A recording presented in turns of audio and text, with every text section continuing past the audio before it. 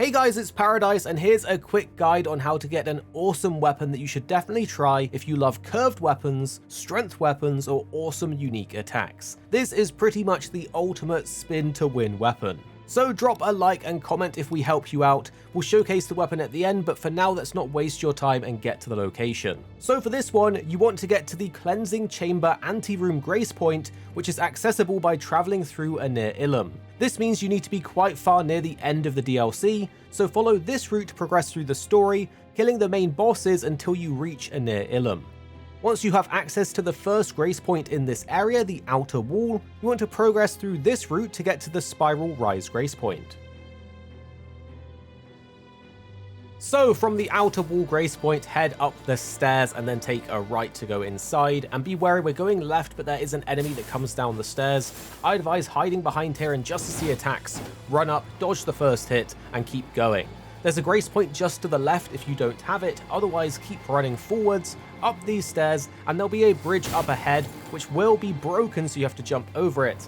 Zoom around to the left and head up these stairs on the left hand side. The enemies will shoot you with some projectiles, so dodge roll that and get ready. Pop your Wondrous Physics mix with some damage negation, because the enemies that lead up to the grace point really do hurt if they hit you.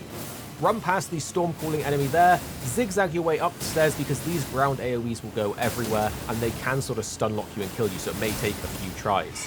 But head up the stairs as best you can, open this doorway, and you're at the grace point.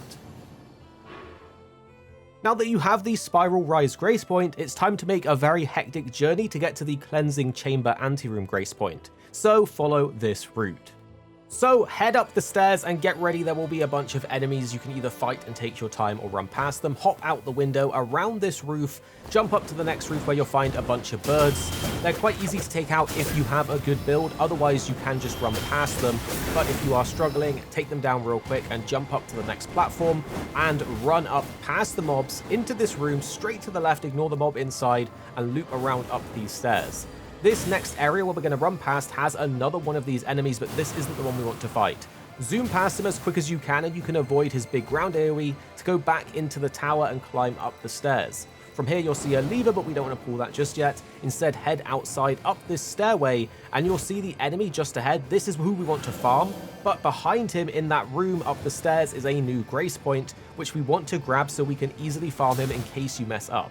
Again, you might want to pop a Wondrous Physics mix. The best way to get past him is to bait him behind that statue, as you saw me do, and when he gets close, just run the opposite way, zoom past, and grab the grace point. He'll actually follow us up here, which is great, so we can fight him right away with a checkpoint.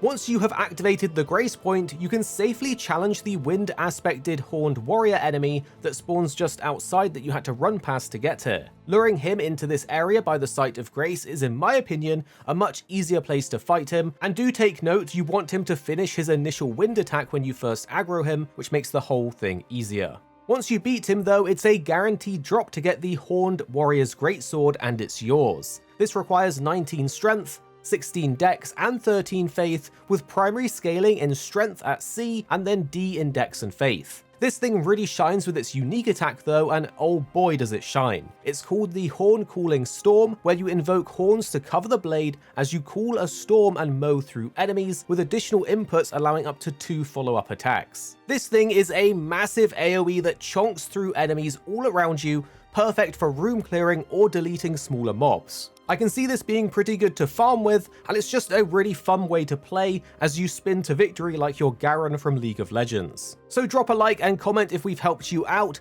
and subscribe for more Elden Ring Shadow of the Erdtree coming your way soon.